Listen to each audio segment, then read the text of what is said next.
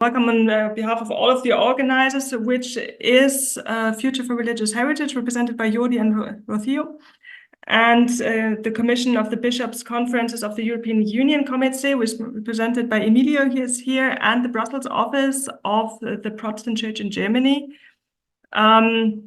which I'm part of, and our head of office is also present, Ms. Hatzinger, so we're very happy that you're here. We would like to look at religious heritage and the European Bauhaus. We're a satellite event of the new European Bauhaus Festival, which is taking place here in Brussels and online across Europe actually right now. Yesterday I've been visiting the stands at the Saint-Contenaire, strolling through all of the stands that they had there, and was very interested in all the newest development in architecture and design and sustainability. What we would like to focus on here right now is religious heritage and how it can contribute to the Bauhaus principles. If we look at the Bauhaus principles, how can I move here? As you might know, these are being defined as beautiful, sustainable, and together. So as a new way of building and designing and living that is aesthetically interesting and beautiful, at the same time was sustainable, green, that will contribute to the European Green Deal, and together in the sense of socially inclusive.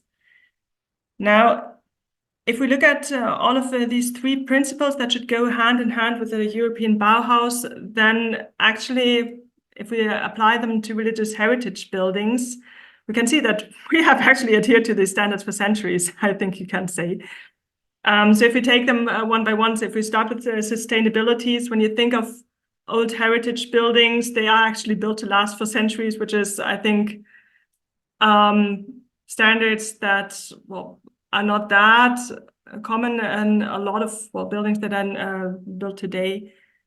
The principle of reuse and adaptation to new needs and to constantly readapt the building is something that you can see well in religious heritage buildings, but just like in a lot of old heritage buildings, when there was a new part of the buildings added a few centuries later, there was something replaced, and so it was constantly work in progress. And I think this is, again, something which adheres actually to the Bauhaus principles of taking what you've got, modernizing it, working with what you've gotten, being sustainable in what you're doing.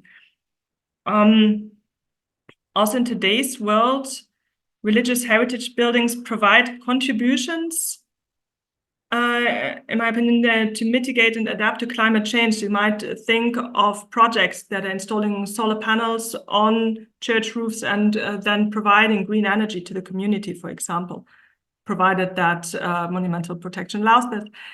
Also, we've seen in heatwave that old church buildings that have been built centuries ago have actually become places for people to get cooling spaces and to find some relief there. So I think these buildings, if we look purely at the buildings, actually can make a contribution to sustainability and also to adapting to climate change. When we look at beautiful, then, I mean, of course, it's always in the eye of the observer, but I think religious heritage buildings are actually designed to be beautiful, to contribute to the glorification of God. I mean, that's basically the motivation behind this. And I think that aesthetically, you would agree that beautiful is not the major problem here. So they are nice to look at. And in many cases, the religious buildings do constitute cultural artifacts that are cherished by the community, that actually provide a sense of identity to the local community. Now, if we look at the last principle of the new European Bauhaus, which is together and socially inclusive, if you look at the history of religious places of worship, this has actually always been designed as a place of cross-cutting society and of social cohesion. This is basically a place where all members of the community would meet, irrespective of their social background. irrespective of how much money they've got, what trade they do. This is basically a place where people come together and where you would find all members of society joined together. I think this is a very important factor of social cohesion. And even today, with dropping attendance rates at services, when the people are not that often going to services anymore, you can see that these buildings still serve as a joint place of identification and as a meeting space for the local community, especially in rural areas, but also in city areas, that these places are being used for people to meet from across society. So this is a inclusion basically put into practice.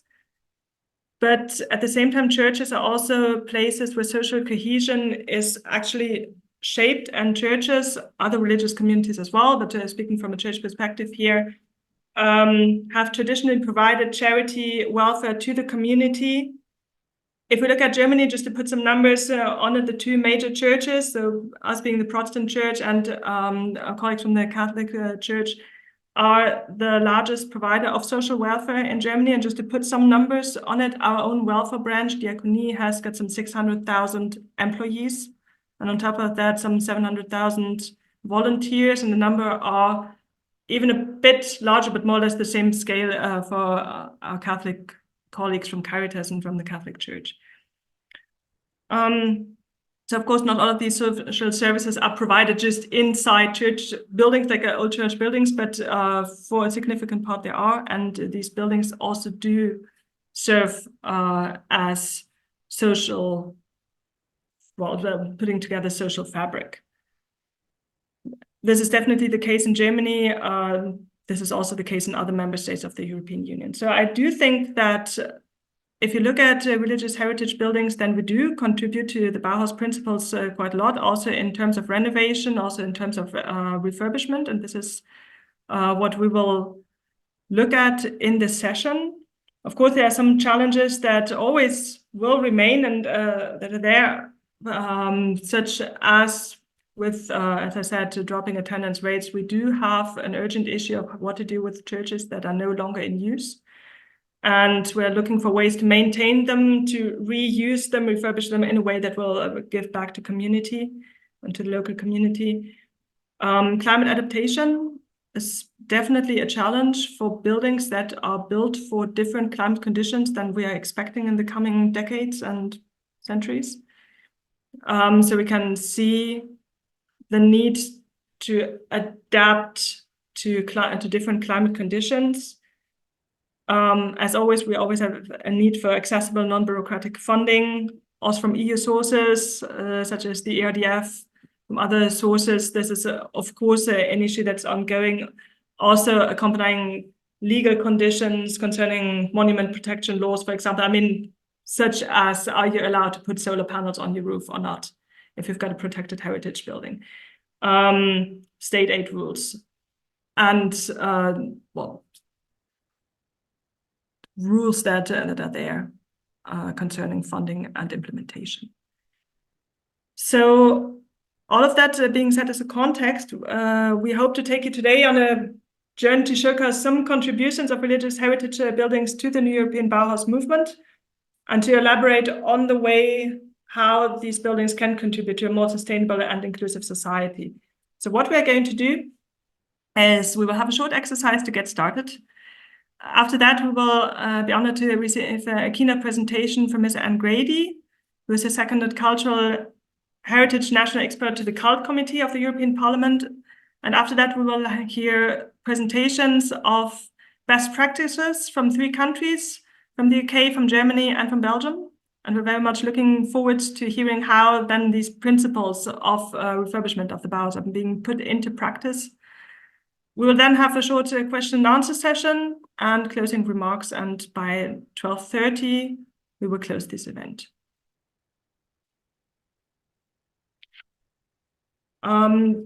Just short notice, if there are any questions during a presentation, either keep them in your mind or put them in the chat.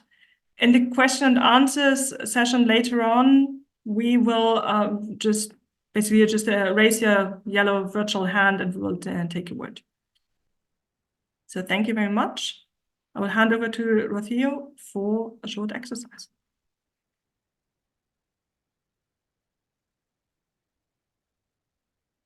Oh, by the way, I did not introduce myself, actually. I just realized I just did not introduce myself. So my name is Ulrike Tuderung. I am working for the Brussels office of the Protestant Church in Germany. I'm a policy officer on EU funding and providing advice to our members on how to access EU funding and having a special focus on cohesion policy. Thank you.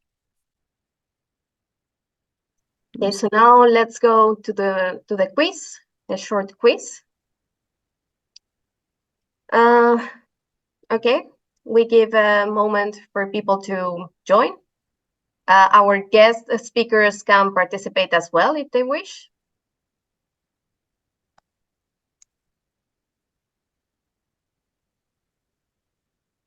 And sorry to everybody for the problem we had before with the link.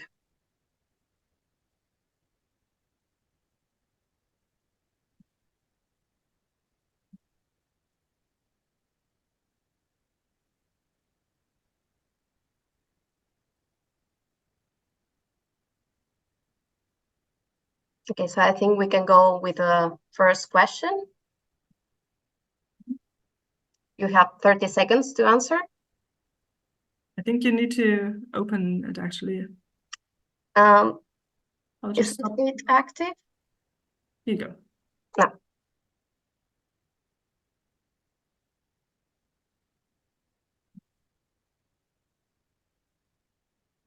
How many places of worship do you think there are in Europe?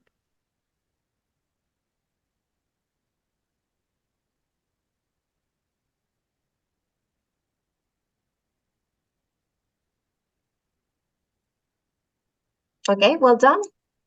Well done with the first question.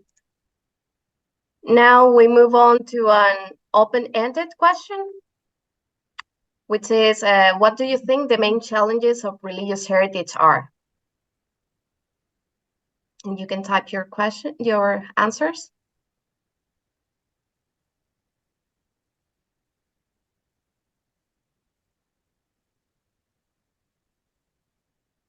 We will then share these results with all of you after the session, together with the slides of the presenters.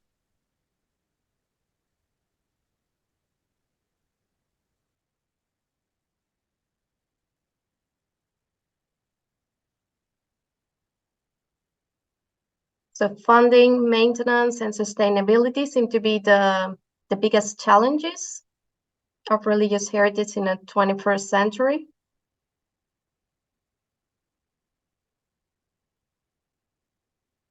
We will address that through the presentations.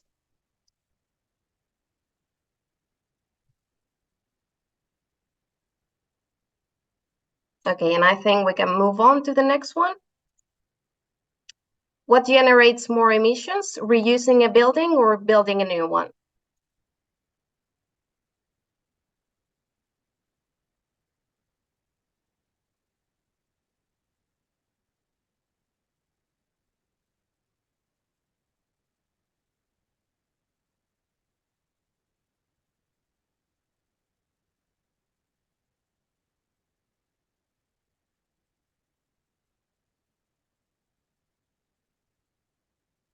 Okay, I think that for most of you, you got it right. Building a new building has more emissions than reusing one that is already there.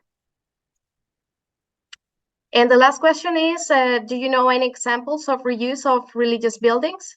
Maybe in your village, your town, in your area? Or a national famous example of reuse of a religious building?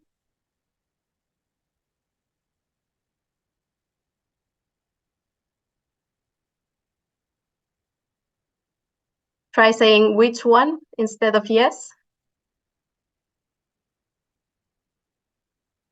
We see the Urlaur Abbey, Hopper Synagogue in Krakow, local churches transformed into mountain refuge. The library in Maastricht is a very famous one.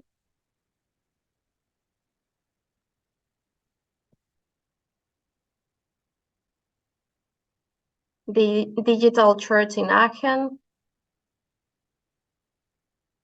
And well, some of the uses are as a museum, as an apartment, as a hotel, as a cafe. Many of them as cultural venues.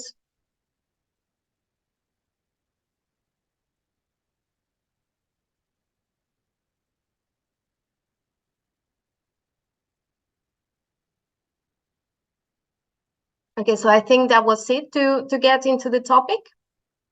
And now I give you the floor, Ulrich, to introduce the keynote speaker. Yes, thank you. So it's my pleasure to introduce Ms. Anne Grady as our keynote speaker for today, who will give us an introduction into the topic of today. So Anne is a seconded cultural heritage expert from her role as head of department. Now I have to look at my notes so that I don't get anything wrong, with the National Museum of Ireland, and she's seconded to the Cult Committee of the European Parliament.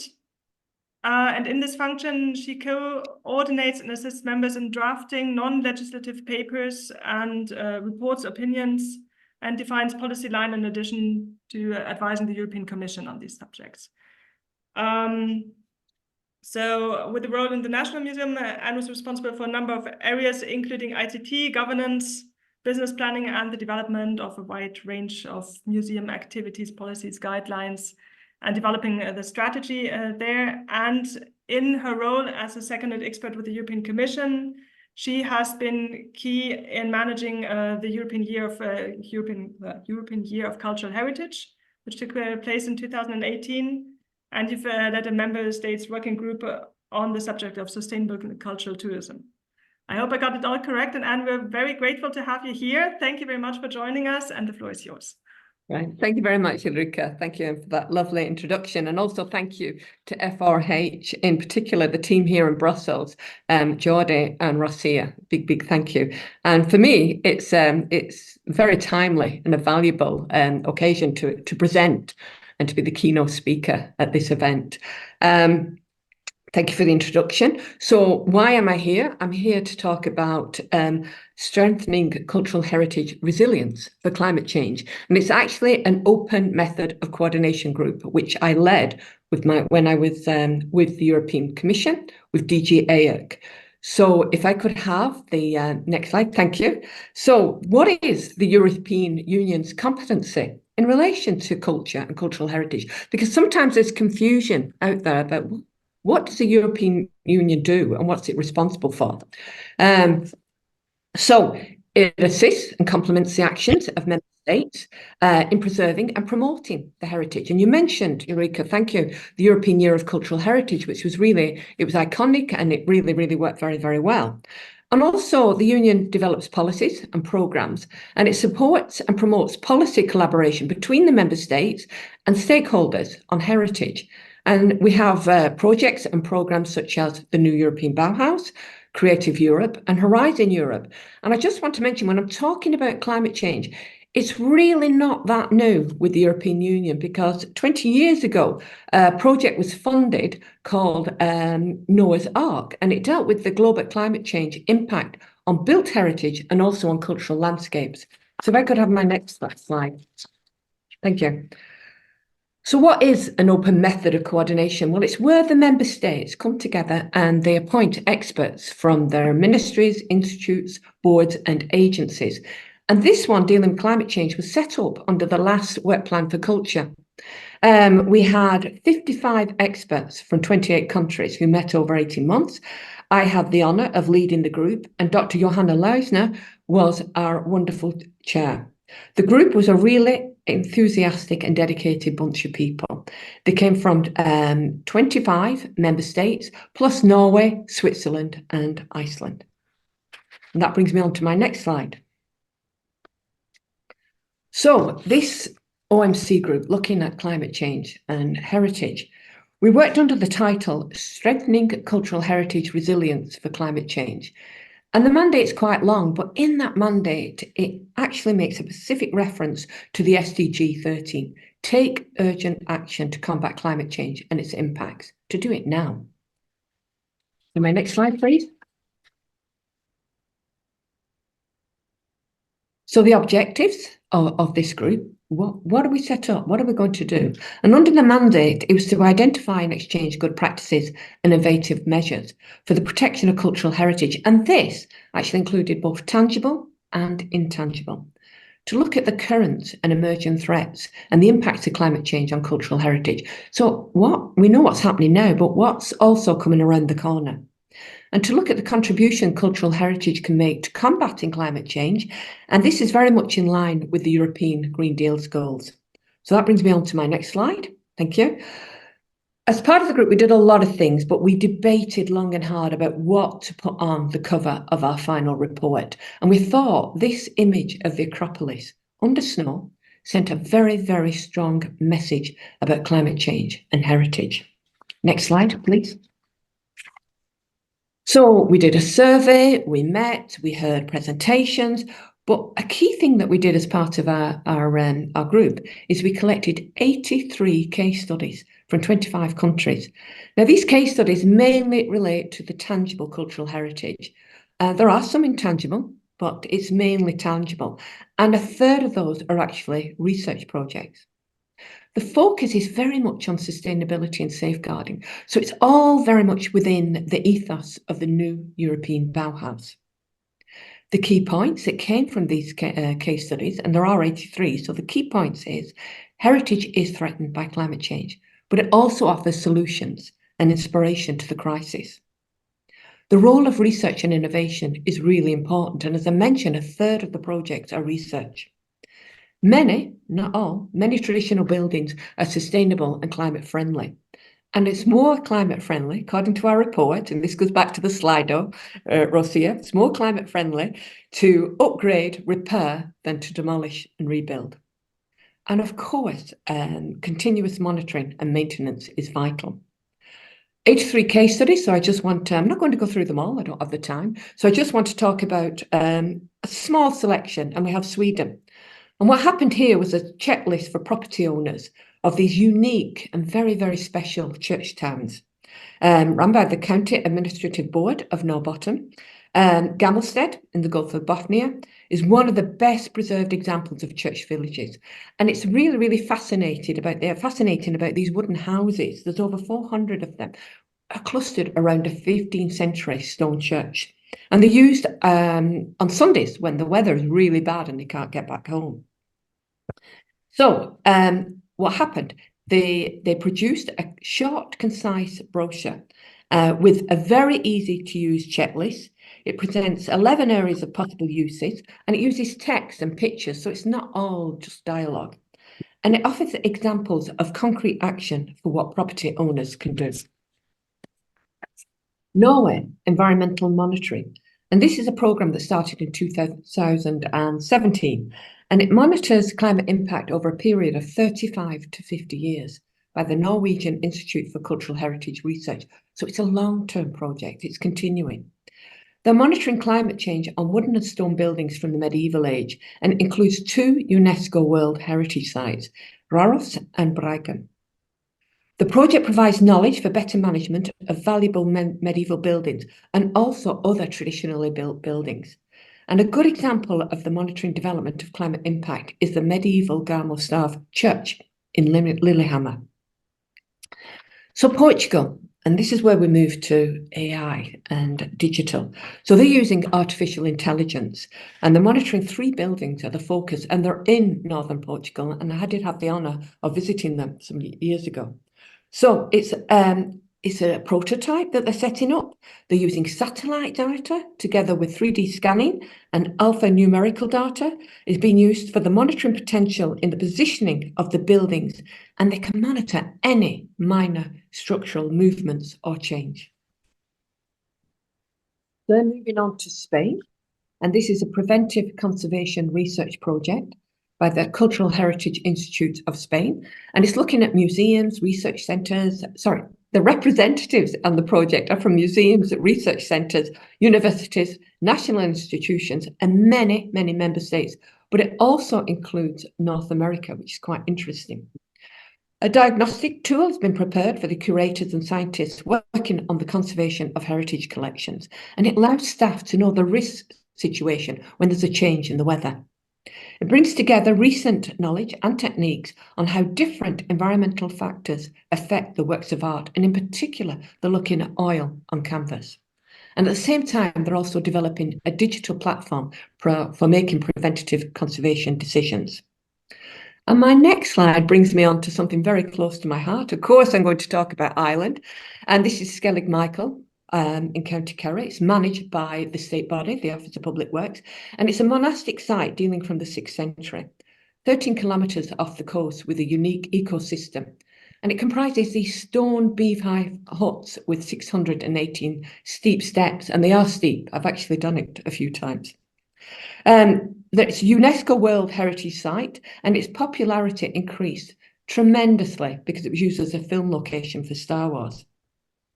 But the problem here are the rising sea levels. It's in the Atlantic, and the heavy rainfall too that it experiences, and it's causing damage to the retaining walls, and this causes rock falls. So what the OPW, the Office of Public Works, is doing, they're conducting drone surveys. And they're also dismantling and rebuilding the walls, and they're installing crash decks to collect the falling rocks to prevent damage to the site. They have a 10-year management plan. They have a climate vulnerability assessment. But a really, really interesting fact, it's one of 10 sites that have been selected by ICOMECE to take part in a major global research project. It's the only site in Europe. And 2 lead sites of this project is Petra in Jordan and the rice fields in the Philippines. So my next slide, please. Italy, we all know about Italy and the weather and the impact on Venice and so on. So this case study is managed by many, or it involves many public administrations, many, including the church, of course. And they're developing ways of managing hydraulic defence tools, and they're looking at it from a territorial scale, an urban scale, and an architectural scale. And there's a very complex example of St. Mark's Basilica, where it's often flooded with salt water. And you probably all remember in November 2019 and the images that went round on the TV and media. They're availing of traditional and new techniques in protecting Venice, and particularly St. Mark's Basilica. And if anybody's been there recently, you'll have noticed the glass barriers have been installed around the perimeter of the Basilica to ensure the floors are kept dry when there's high tides. And also within Venice, there's an INSAR satellite project going on, and this is looking at the 90 bell towers of the city. So Croatia, the art of dry stone walling. Why am I talking about dry stone walling at this event? The reason is, well, it's threefold. One, it's a really good example of intangible cultural heritage. It's a good example of what we can learn from heritage in relation to the climate crisis, and also the European Year of Skills, which was last year and is actually running into part of this year.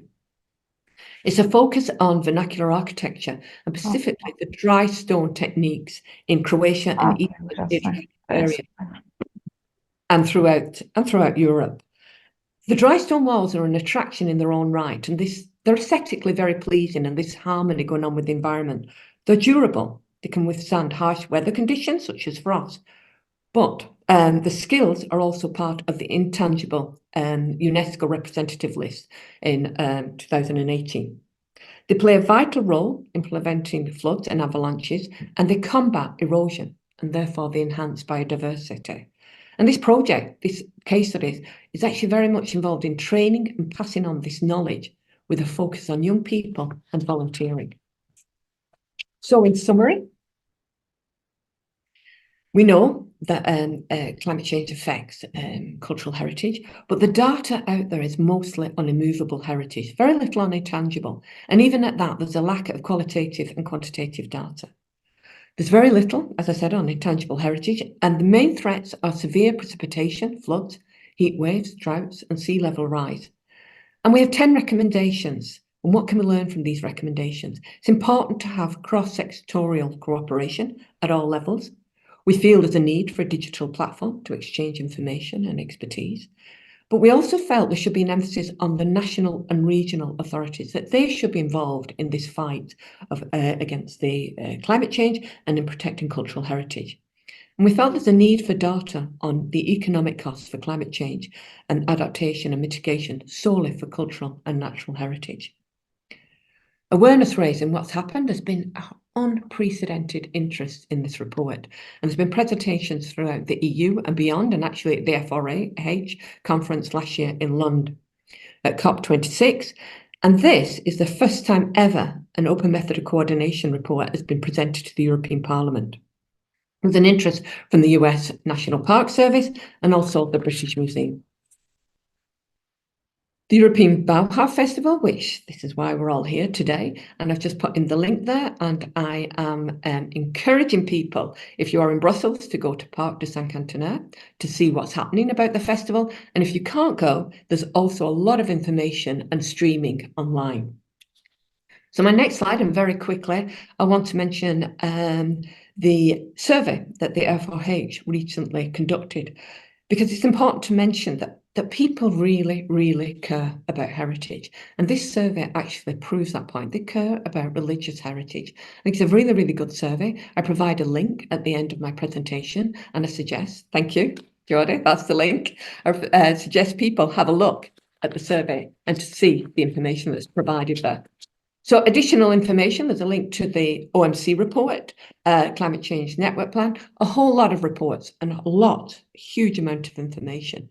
There's also the, you mentioned funding earlier, there's the Culture EU funding guide, and also an interesting workshop that was conducted on complementary funding for cultural heritage, and it's worth having a look at the results of that. I would also like to encourage people who are EU citizens to vote in June, from the 5th or 6th of June, for the parliamentary elections. Please vote, use your vote, and use it sensibly. And to finish, my last slide, thank you. Why are we doing this? I said there's a huge interest in heritage and religious heritage. We're safeguarding it for future generations.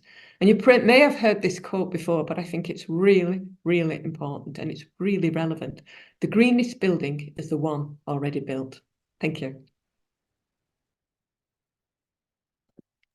Thank you very much, Anne, for these inspirational words. And I think actually the last quote really takes us to the core of what we're doing here today. So thank you very much. You're welcome. With an eye to the time, I would suggest that we shortly ask if there are any direct questions to Anne about what she's doing. Otherwise, if there are no immediate questions for understanding, I suggest that we move on quickly to the practical examples that we would like to present on how to reuse, refurbish, and adopt churches that exist. And our first presentation is from Alexander McCallion, who is the Director of Works and Precinct at York Minster, and who oversees the maintenance, restoration, and conservation of York Minster, and who has led the development of a master plan for the Precinct, which he will present to us now. So, Alexander, thank you very much for being here today. The floor is yours. We're very curious to hear what you've got to say. Thank you, and thank you very much for the invitation to come and speak to this very important group on the work I've been leading on at York Minster for the past 7 years. I hope I can do it justice in 15 minutes. So I'm sure many of you know York Minster. You might not be aware that the Minster sits within a precinct extending to, I seem to have a technical issue. Oh, here we go.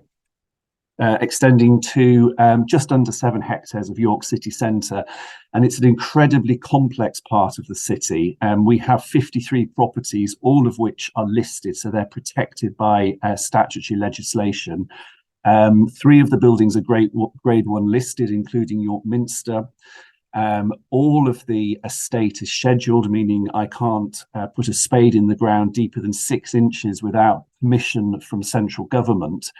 And everything that we do is under enormous scrutiny. York Minster is a building of international importance, with the largest in situ collection of medieval stained glass in England.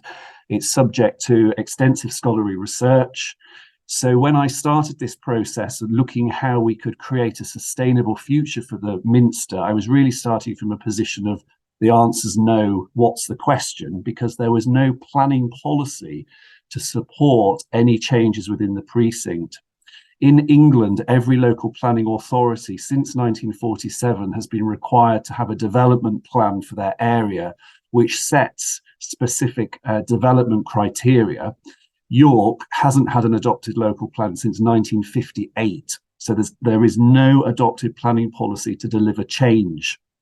So what I did, I used the Localism Act, which was adopted in 2011, to create my own bespoke planning policy to deliver the changes that you're about to see, to ensure that we have a sustainable future to the end of this century.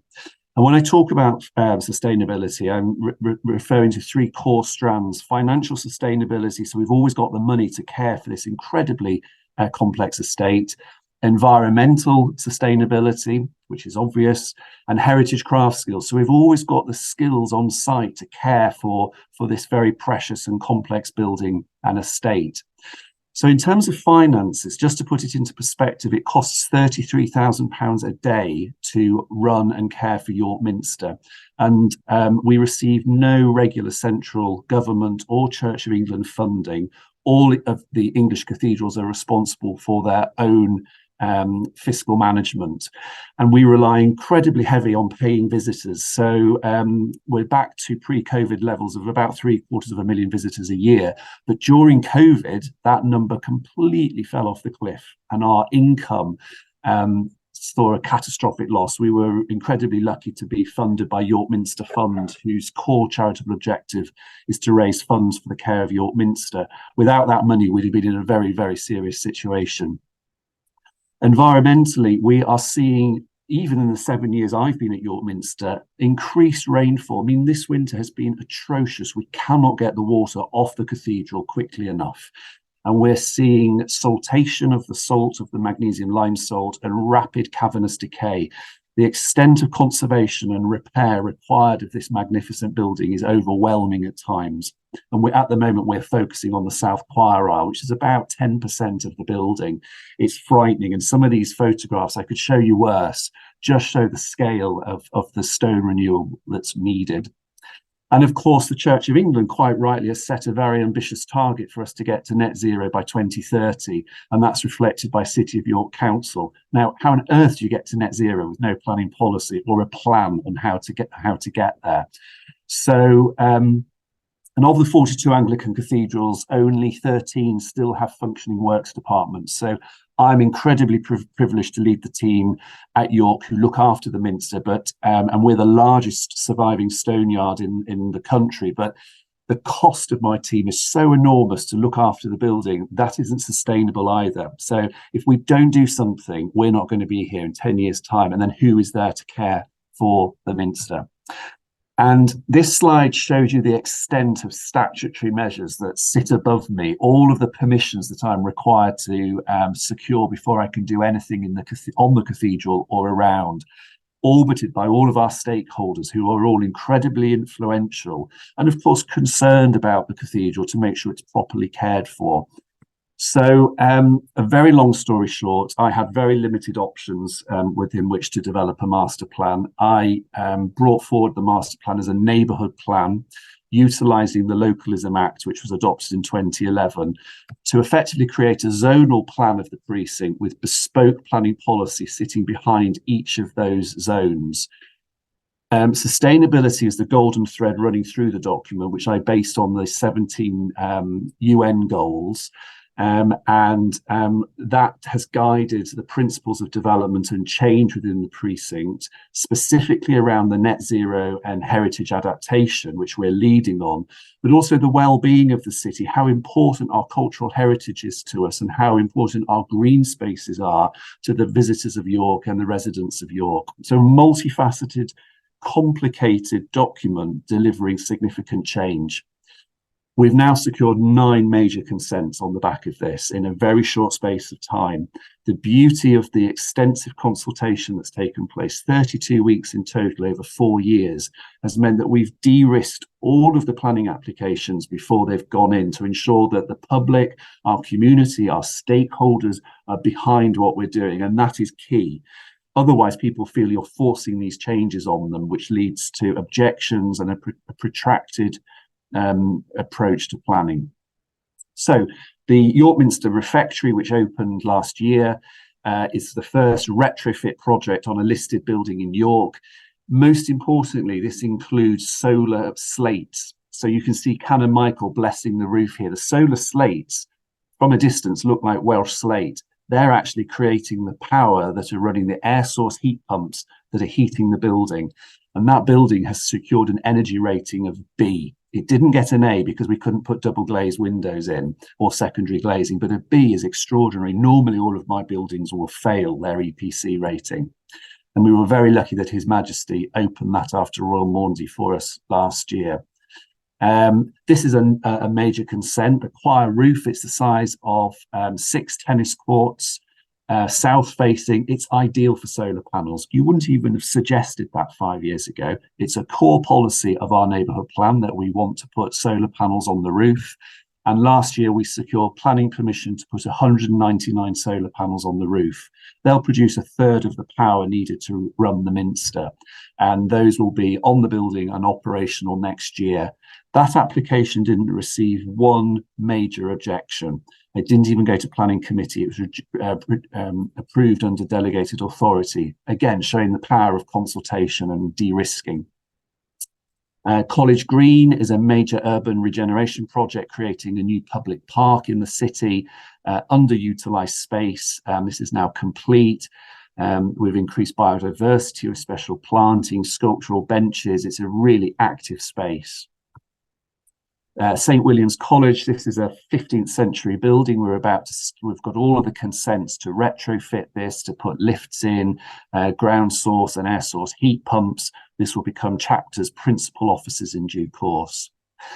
This is number 1 Dean Gate. This doesn't look particularly glamorous, but this is a really important retrofit project. It's a listed building.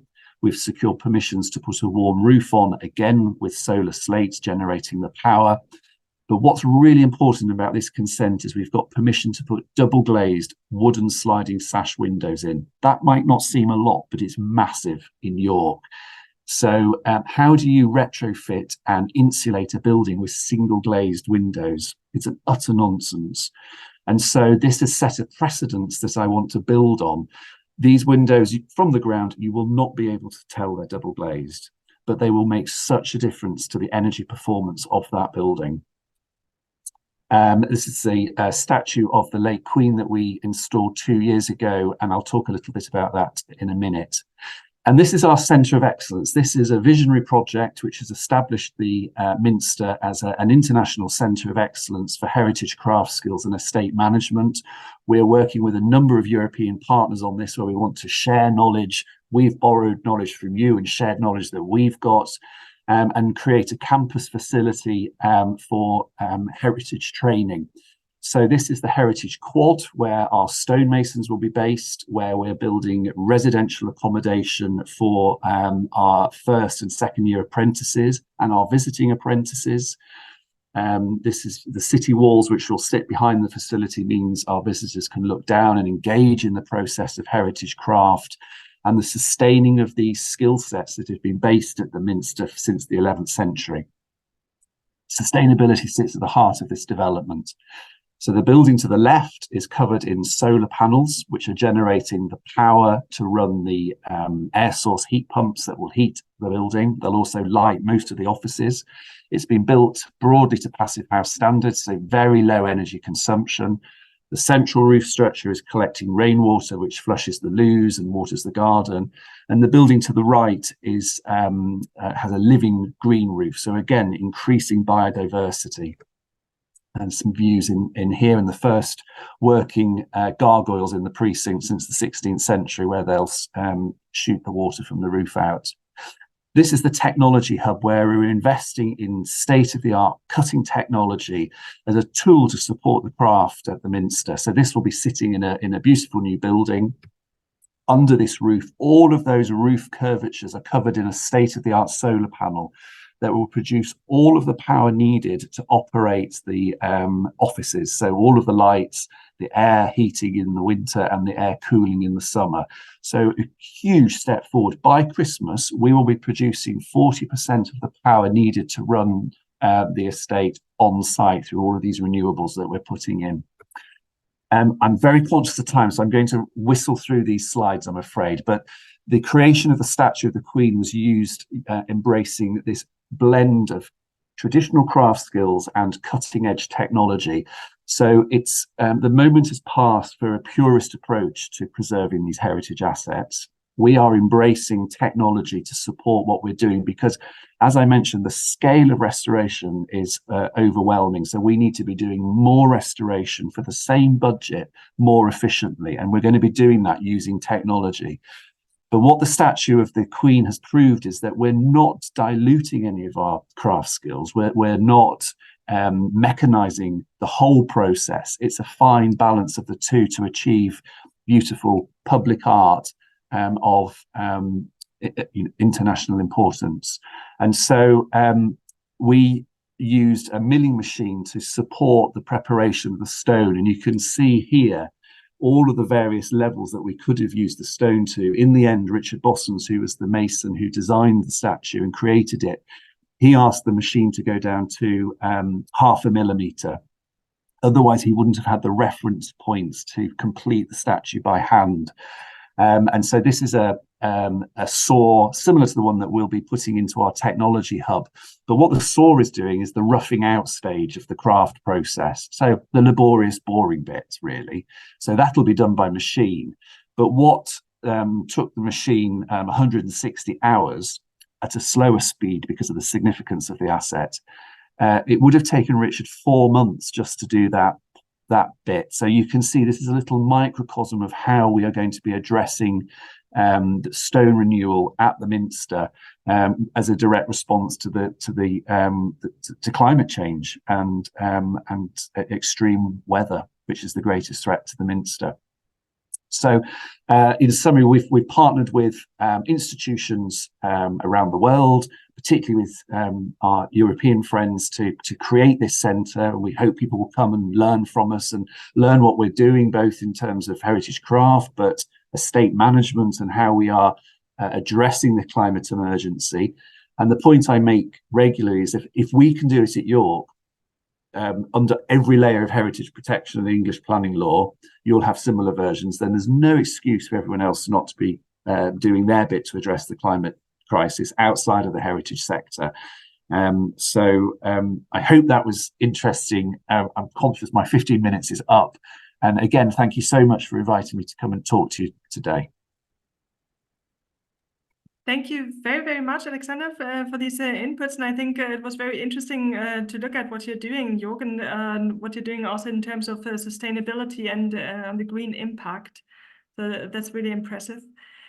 We are now moving, with an eye to the time, we're now immediately moving on to our next speaker, which is Mr. Tobias Funke, who is representing one project which is very much focused on the social inclusion and reuse of existing church buildings, which is Dresden Youth Church.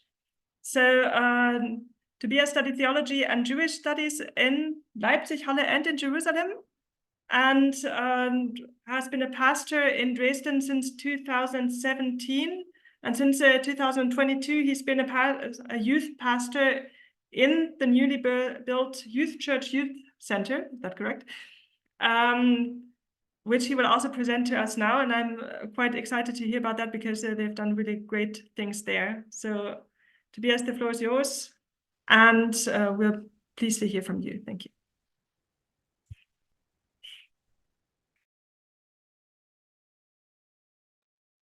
Yeah, thank you for your kind introduction. You see the slide? Yes. I will take you to our new youth center, Jugendkirche Dresden, which opened in 2022. I've entitled the presentation with the 3 keywords of the new European Bauhaus: beautiful, sustainable, and together. They fit also very well to our building.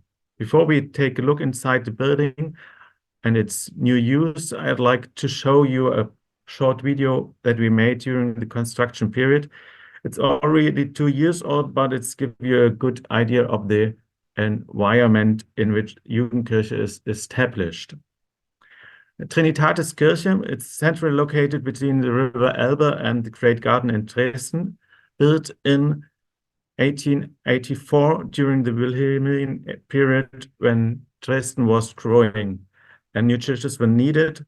The church accommodated a congregation of 10,000 worshippers, built of local stone, Saxon sandstone, and Rochlitz porphyry. On the outside, but with brickwork and steel elements on the inside, the church is typical building of its time.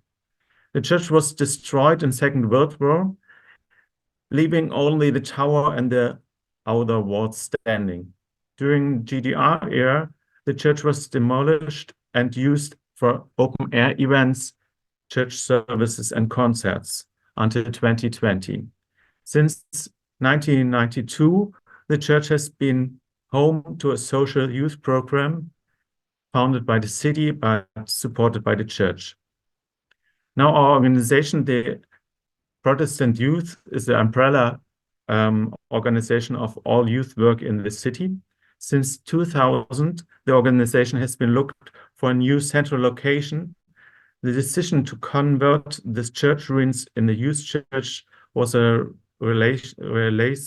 realization of a long dream to have a center located for events in addition to offices and storage space. A competition was organized with the aim to create a building to 15 workplaces, an event location for 200 to 300 people, and building was realized from 2020 to 2022. The project was founded by the European Regional Development Fund and costs about 6 million. Here you can see a cross-section from the former Trinitatis Church ruin, and from the outside you don't see so easy that something has changed. But in the open section you can see the offices wing, which is behind the big windows here, and also the facilities and storage rooms in the tower, and a big hall down here for 200 to 300 people, which can be used by multifunctional purposes. In the basement, there's a maker space and musician room. Yeah, now to the topic of beautiful. Wherever you enter the youth church, you notice the aesthetics of this place. The combination of old elements, bricks and porphyry, with new elements of glass and steel has its own beauty. The combination marks the breaks of its history. The fractures of the wall have not been retouched and remain clearly visible as a sign of remembrance. But the new building materials clearly indicate a new use. Now to the point of sustainable. The building is sustainable in different aspects. First and foremost, it's sustainable because of the refurbishment of the existing building, and large amounts of gray energy have been used and revitalized. Sooner or later, the church ruin would have been to completely renovated, even if it's had used as an open air venue. The building itself is also energy sustainable, as the thick church walls and the roof ensure good energy efficiency.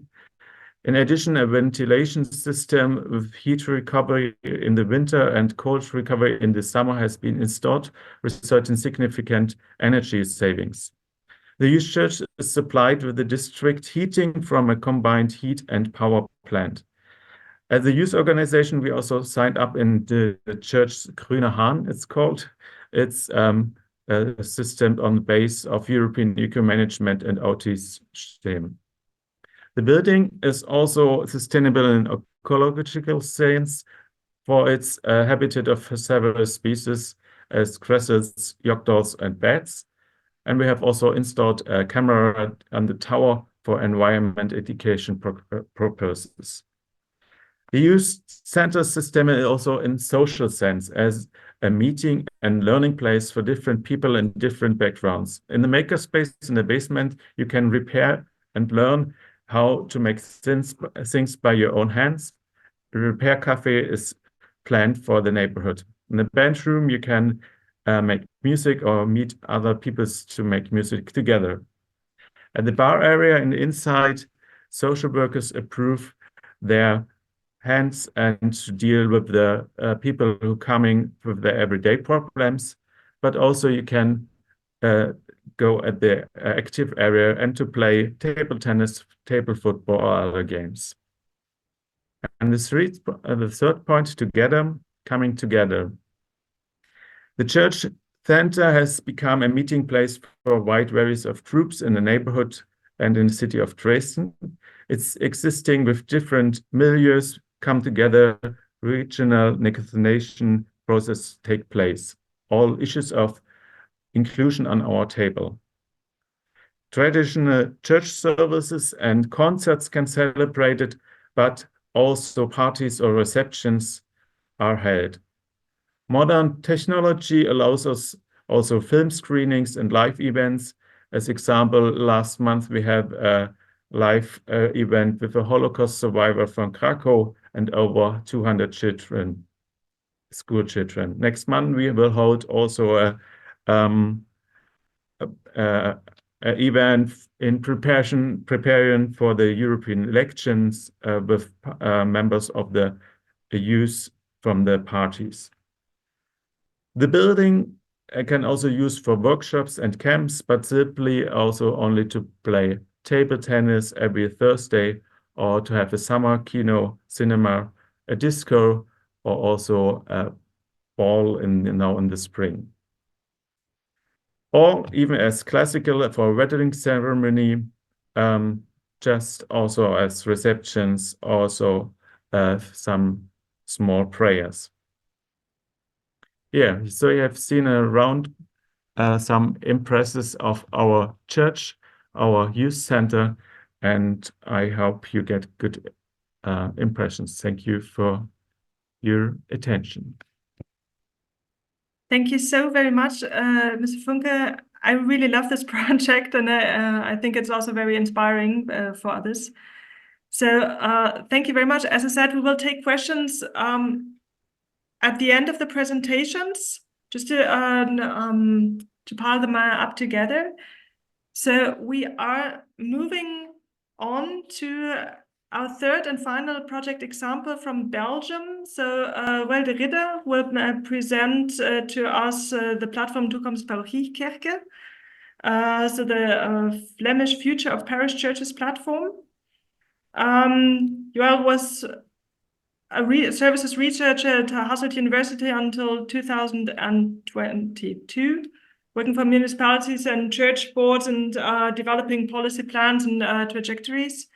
And starting in October, he has been the coordinator of the platform that he will present to us now, which is serving as, and I think you will explain all of this in greater detail, but we're serving as a collaboration platform between the Religious Heritage Organization, PASM, and the Flemish Umbrella Organization of Municipalities. And I think at this point, you can better explain what you're doing than I can. So, well, welcome. Thank you for being here. The floor is yours.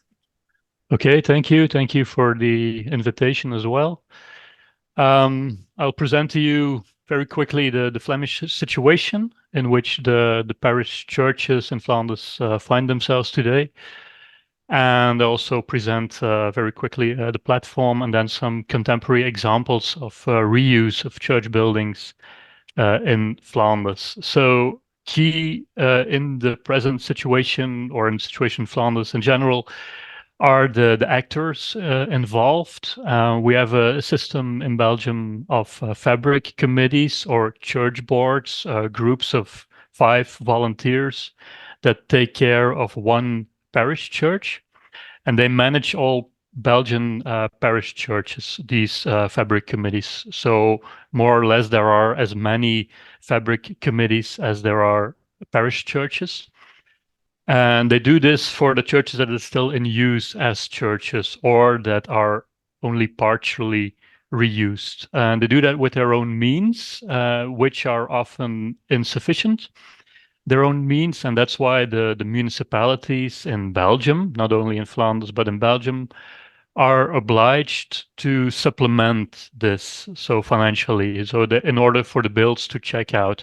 In Brussels, there's a new policy that the municipalities only can support up to 30% of the costs, but more or less in general in Belgium, municipalities are obliged to supplement the costs of the church in order for the bills to check out, and the municipalities are also obliged to provide a home for the priests. The Flemish regional government provides renovation and restoration subsidies, and the Belgian federal state pays the priests, and the bishops, of course, have the final say on what happens inside the buildings.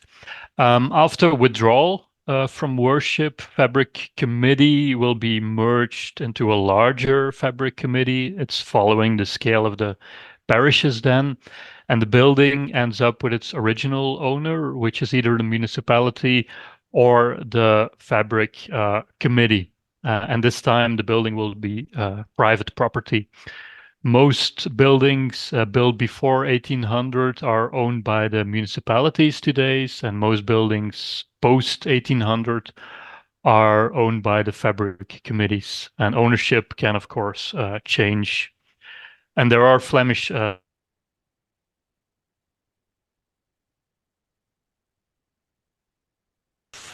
parish churches. So as to the current approach in Flanders, the reuse of parish churches is a fairly new phenomenon. It's well on the way since, let's say, 2011, and there was this first wave between 2011 and 2021. Due to these financial safety nets, the decrease in the number of believers and priests has only had an effect on this, in the sense of withdrawals, with a delay because of this safety nets. And parish churches are also seen in Flanders and in Belgium explicitly as public buildings, and many actors are involved, these Fabric Committees, the municipalities, the Flemish administration, the Flemish government, architect, heritage organization, dioceses, and the bishops' conference. And since 2011, from the local partners, the Flemish government expects a vision of the future of the parish churches belonging to their territory. So a vision on all the parish churches on the territory of a municipality. And this vision, we call it in Dutch, kerkenbeleidsplan. It will be obliged for all municipalities starting from 2025, so next year. In Flanders, there's a certain spirit of cooperation as it comes to the future of these buildings, and with means coming from different angles. Now, as to the platform I'm coordinating, we're a small entity with 3.5 full-time equivalents, and we operate from, as was told in the introduction as well, from the umbrella organization of all 300 Flemish municipalities, in Dutch VWSG. So the Vereniging van Vlaamse Steden en Gemeenten, the Association of Flemish cities and municipalities. And then Parcum is also in the platform. Parcum is an expertise center for religious heritage, Flemish expertise center. The platform was installed in 2022 by the Flemish government, and we are embedded in the full scope of the challenge of the future of the parish churches, and we're also embedded in a very complex network of actors. And we try to respond to the real questions that come from municipalities and Fabric Committees as to the future of the parish churches. So questions can be on architecture and heritage, qualities of buildings, possibilities of buildings. It can be on urban development, urban preconditions regarding the future or needs in the area for which churches maybe can provide space. Feasibility and especially financial feasibility, legal arrangements, management structures, and then things related to participation, such as social and pastoral support for the future of these buildings. So that's the scope of the platform. And what we do, the functions of the platform are the following. We are an information point for municipalities and fabric committees. So both of those instances can come to us with their questions. We communicate on the team. We have this recent tradition of dialogue with policy actors, mostly on a Flemish level. We monitor the situation of the parish churches in Flanders, and we educate on several topics, such as how to make a policy plan for all the church buildings on the territory of one municipality, for example. And most importantly, we help and support municipalities and fabric committees on their requests for advice, their policy plans, how to deal with private initiative in the future of parish churches, and how to manage, and that's the most difficult task, maybe, how to manage trajectories of partial or full reuse of church, and I'll go into that a bit more. So how to manage these trajectories of reuse or partial reuse. We help municipalities and fabric committees out with subsidies, how to find mostly Flemish subsidies. We help them out with procedures, how to find the right architect, for example, or other procedures, the more legal procedures. And we help them out, most importantly, how to draw up a plan of action, how to find the right expertise on the right time, and how to set out the right actions through time. And this plan of action can involve participation, how to deal with architecture, both old and new, and urbanism, how to deal with heritage questions, both immovable and movable, how to deal with financial aspects, and how to deal with questions of future management of churches. So that's what we help the municipalities and the fabric committees on. Then to finish this presentation, I'll show some contemporary examples of parish churches that have been reused over the last couple of years. And I've selected the 7 examples that are, let's say, architecturally the most interesting, in my opinion. I also teach architecture theory at the Catholic University of Leuven, and I was involved in a cultural association dealing with architecture as well. But in Flanders and in Brussels, we have an excellent architecture scene for the last, let's say, 20 or 25 years, since the Flemish government architect was installed in 1999 or 2000. We have this flourishing architecture scene, and you see that expressed in the new examples of some of these reused churches. I chose some projects that have an eye for the role of religion as well, that have an eye for heritage, and that have an eye for an added social value. We see many rather soft solutions as to the future of these parish churches in Flanders because of the publicness of these buildings. They are public buildings, and the examples I show still are. Their embeddedness also helps to foster these rather soft solutions, embeddedness and networks of actors. And also we have the spirit of cooperation between church and state and municipalities and fabric committees and so on. And of course, we have public funding, which helps a lot. First example, St. Cornelius Aalbeke, close to the city of Kortrijk, which is a combination, as you might see in the plan, of a church and the choir part of the church building, which is extended a bit. And then in the northern part, there's a music school. And in the southern part, there's a library, a small village library, which you can see in the picture bottom left. And then the picture top right is, let's say, the central hall, which can be used for the music school, but also for the library and even for the church community, which is still present, be it in a somewhat smaller room. Next example, the most fancy example we have in Flanders, very expensive. So it cost more than the one in Dresden we saw before, but not much more. This is a combination of church, as you can see top right, and cultural center. You can see the seating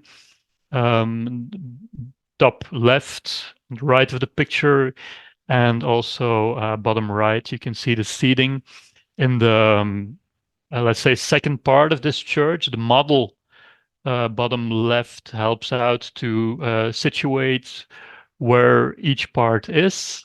So in the choir area, you see still the church room, and in the back of the church with these wooden houses that are built in there for additional functions, such as meeting room. That's more the cultural part of the church. From the same architectural office, much more modest, pretty small church, although it might look big on the outside, but it's quite small.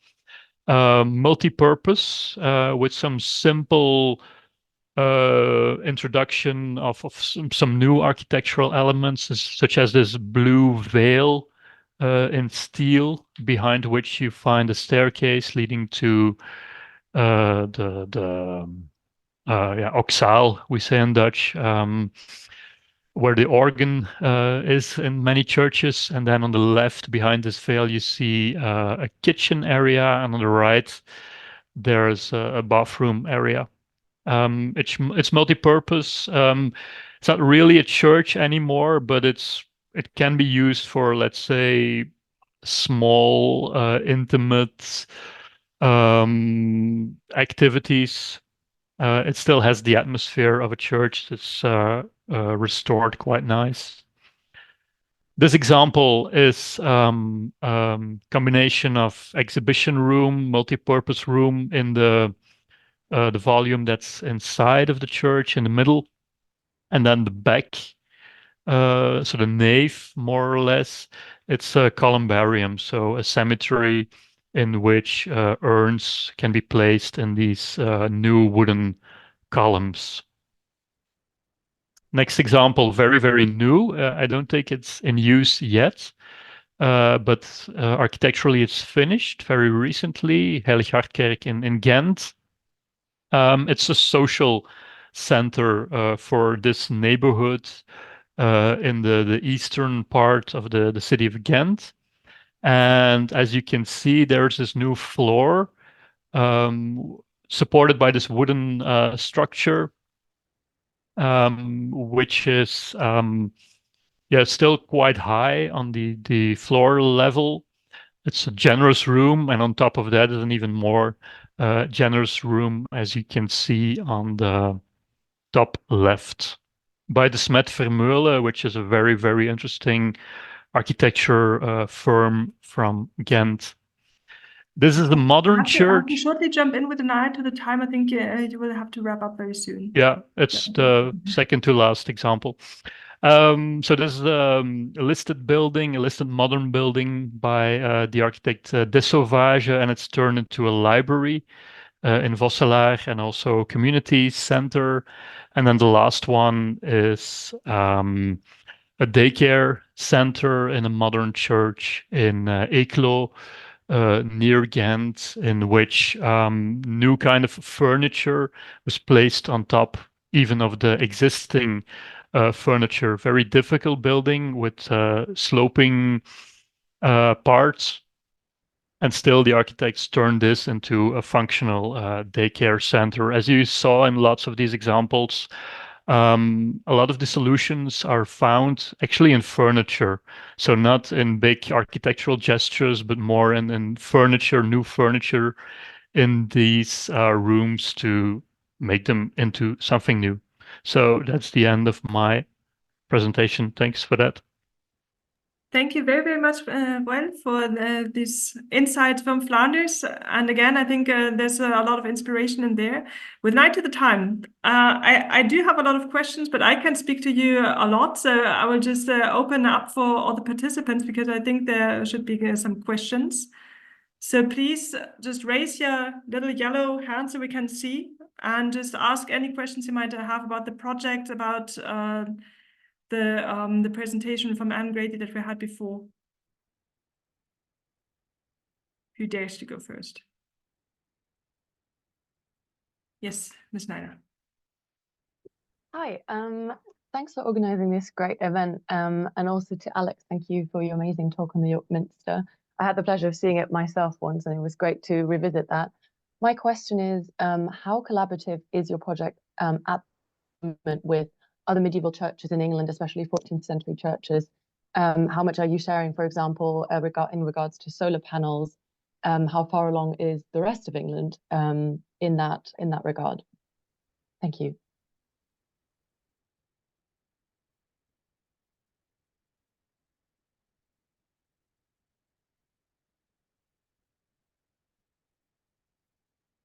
Alex, are you there?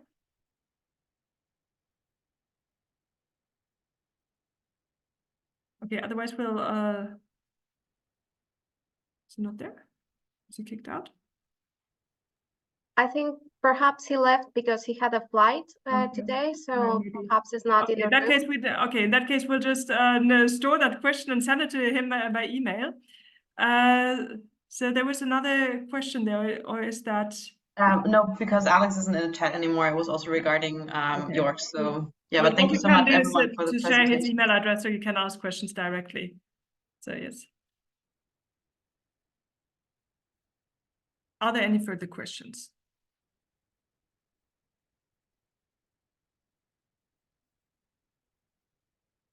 So maybe then I can ask it. Is Anne still there? We don't. Yes. There's one hand from Ms. Hatzinger. Yeah, thank you very much for all the presentations and the statement at the beginning. That was very enriching and inspiring. My question would be to our colleague from Dresden, because it was sort of it became clear that the transformation was also possible with support of EU funding, and I was just interested in hearing about his experiences in accessing these funds and working with these funds, how complicated, how easy, how helpful he felt this experience was for him.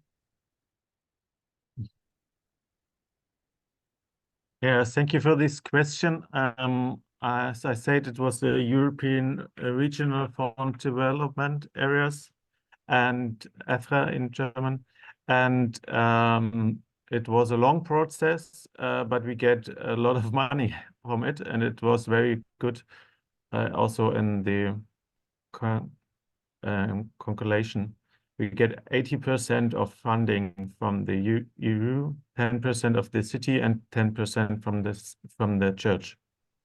So it was also one situation for the city and the church. They shared the 20% they should give. I think it's all the more important that this kind of funding continues. So that's what we're also working on here in Brussels. So thank you again for this input, and I think we will stress the need for continued funding of this kind. There's one question from Emilio. Yes, thank you, Rike, and thank you to all that presented these examples. I was really struck by the diversity of these presentations. My question is more concerning awareness, because we talked about raising awareness about cultural heritage and especially religious heritage in Europe, in all the member states, where we see that the issues are very similar, and then we need solutions to tackle them in one way or the other. And I think it is very important to raise awareness among young generations, because those are the ones that in the future will have to take care of the reuse or the renovation of a church building, because I think they will have to take care of that once the churches and the church buildings, once our generation won't be there anymore. So my question would be to maybe the speakers that are left today, how can we improve a bit education about these topics, and how can we improve formation about the importance of religious heritage, which is very high today, as the research and the survey from FRH has shown. But can we involve the education sector also a bit more in these projects to raise awareness about that? I don't know if Roel or Tobias have an idea on that. Thank you. Like to go first? I can try to say something about it.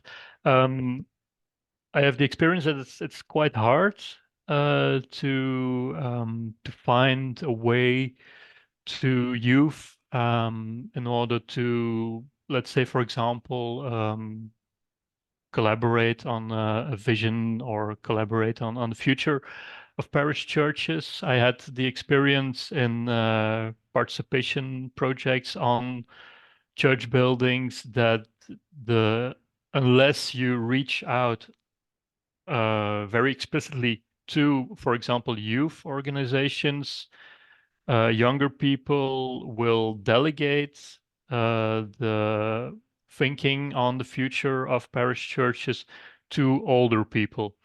A lot of the times, as a kind of a token of respect, maybe for older generations, they think, well, church buildings, that's something for older generations to decide on, or to think on, or to envision new futures for, and so on. So one possibility is to reach out very explicitly to, for example, youth organizations, and also maybe it's the same in other countries in Europe, but in Flanders, a lot of the youth infrastructure, so the buildings where youth organizations are in, and the buildings they use for activities in the weekends, so the traditional scouting groups, for example, a lot of the, which is very, very popular in Flanders. A lot of the times these groups or these buildings are actually owned more or less by the Catholic Church in Flanders, so by the local divisions of the local Catholic associations. A lot of the times they own these buildings for the youth, and there's this rental system or something.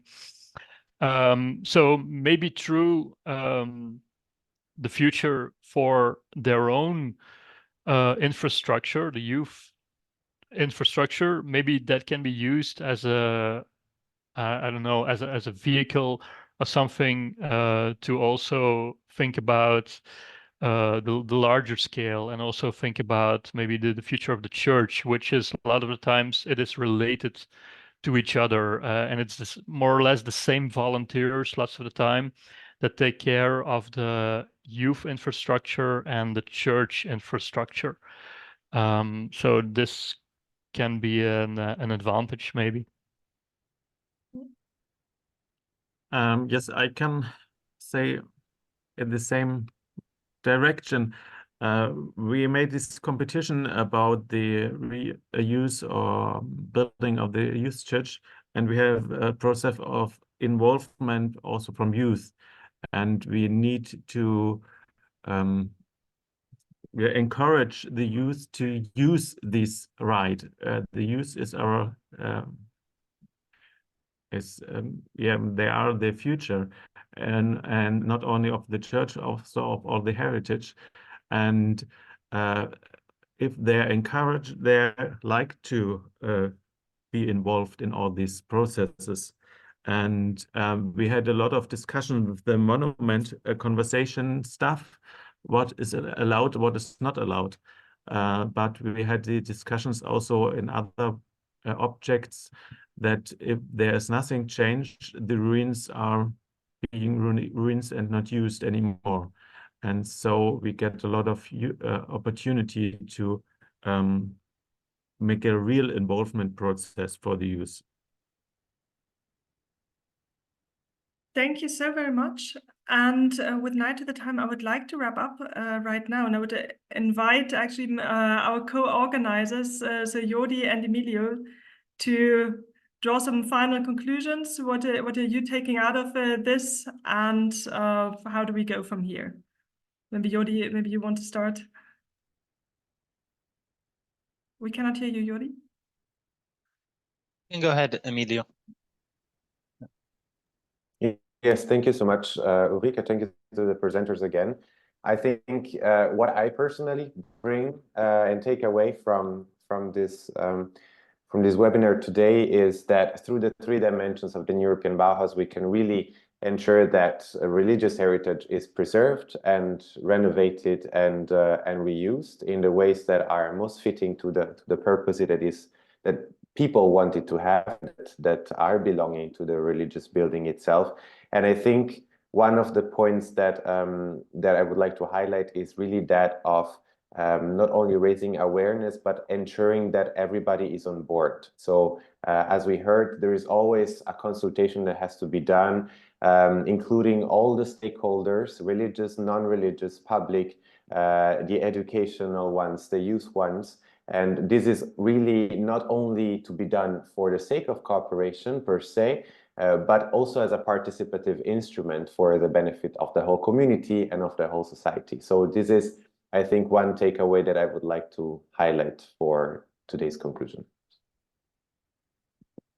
Yes. Jordi, So my name is Jordi Meyrak. I'm the Executive Officer of Future for Religious Heritage. And together with my colleague, also here present, Rocío Sanchez, we manage the network secretariat here in Brussels. And we're always happy to connect and support those working with to safeguard religious heritage in Europe. So feel free to contact us at any time. So as a conclusion of today's event, to add to what my colleague said, these new European Bauhaus principles of beautiful, sustainable together, clearly religious heritage sites are often the manifestation of these values.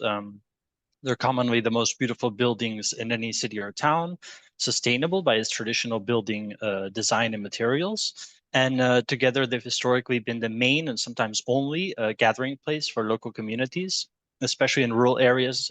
Even nowadays, religious buildings are often the only public building. And religious heritage sites are often considered very expensive to maintain, and their added societal benefit is often understated. So just to give an insight, the House of Good report by a member of our network, National Churches Trust, detailed that you receive between 3 times and 16 times return on the investment when investing in religious heritage buildings. So they quantified this with a consulting agency that identified that it's actually a 3-fold or up to a 16-fold return on investment in positive externalities. So either employment, local community development, hospitality industry, tourism, and so on. And likewise, similar benefits can arise from investing in sustainable solutions for these sites, retrofitting for insulation, renewable energy, or preserving the biodiversity of the grounds around religious heritage sites that often have churchyards and have a lot of biodiversity there. Regarding sustainability, it's also clear that the construction industry is one of the industries with the highest carbon emissions in Europe, especially, and new constructions have a much higher environmental impact than adapting and restoring an existing building. So just to highlight some takeaways from the speakers. So from the keynote speaker, Anne Grady, she pointed out that traditional buildings are sustainable and climate friendly, that upgrade and repair is often more climate friendly than demolishing these buildings. And of course, with the European Year of Skills, there are many craft skills that are vital to ensure the adequate maintenance and restoration of these wonderful heritage sites across Europe. And as she pointed out, FRH, the network, conducted a Europe-wide survey with educational institutions and craft skills artisans. We'll soon publish the results, and it identifies the key needs and challenges of the sector. For example, one of the key challenges is, of course, knowledge transfer. Alex McCallion highlighted the challenges of maintaining and restoring religious heritage sites with the example of York Minster, the challenges of achieving net zero without a comprehensive strategy, how to balance cutting-edge technology with traditional craft skills.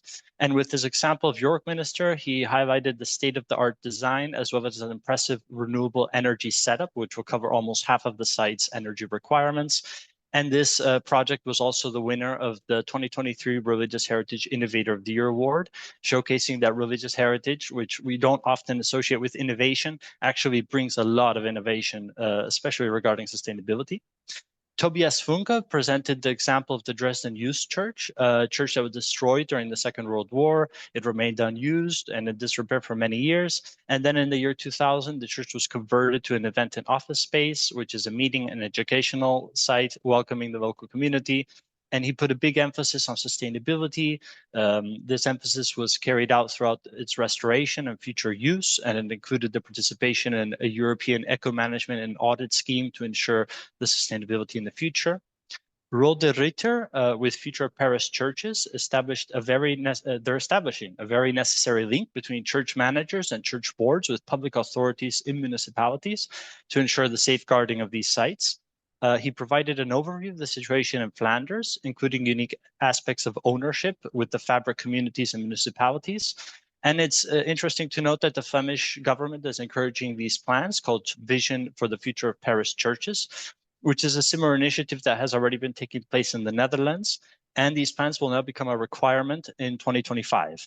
Often across Europe, there are no comprehensive plans on what to do with religious buildings, often those in disuse. So these plans are very forward-looking and very necessary. And finally, several contemporary examples were presented, showcasing how the adaptive reuse of religious buildings can ensure that the beauty and atmosphere of the buildings are maintained and ensure they continue being relevant for the community in the future. And to finish off, on behalf of the organizing partners, I'd like to thank all the participants for joining today's event. Many thanks for sharing your questions and insights. Special thanks to Anne Grady, Alex McCallion, Tobias Funke, and Roel de Ritter for their very insightful presentations. And of course, many thanks to EKD and COMECE for helping and assisting in creating this wonderful joint event. We hope that it provided some useful information and examples of how religious buildings can be an asset for the future. So many thanks. The presentations and recordings will be made available for all participants. So in case you joined in late, you'll have a chance to watch it and share it with whoever you think might be interested. So thank you very much. Thank you very much also on behalf of the EKD Brussels office, and thank you very much for attending. Thank you to the co-organizers, and I hope that you all get out of here with inspiration and motivation to continue this work. And also I take away that well, the Bauhaus is actually a good place for religious heritage, and that there are actually a lot of good examples there, that this is something that we have been doing for a long time, and I think we don't need to hide what we have achieved here. And I think that actually we all as communities, as well, churches, as religious communities, and as the ones representing religious heritage, such as FRH, really can showcase a lot of examples where we have already contributed to the principles of the Bauhaus, and I think we're on a good track here. Thank you very much for your attention. Thank you very much for participating, and we hope to see you again at the next seminar. Thank you very much. Bye-bye. Thank you. Bye-bye. Bye-bye.